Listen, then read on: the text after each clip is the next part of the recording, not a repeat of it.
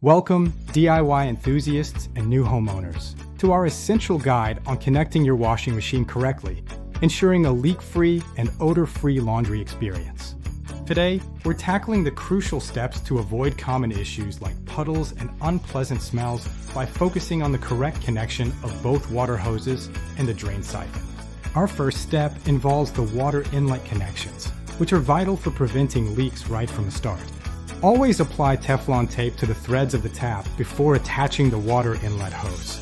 This creates a secure, watertight seal. When tightening, aim for a moderate pressure. You want it snug enough to prevent leaks, but avoid over-tightening, which can strip the threads or damage the connection. Next, let's move on to the drain connection, a critical area for preventing both water overflow and unwanted odors.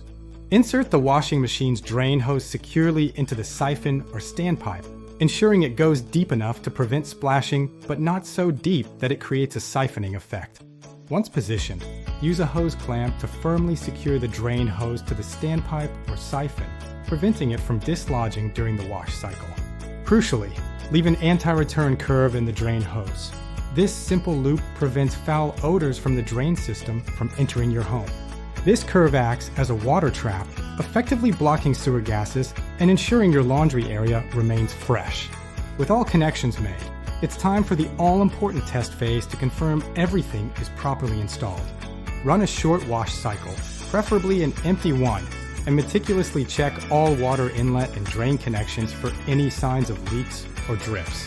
Pay close attention to the areas where Teflon tape was applied and where the drain clamp was secured.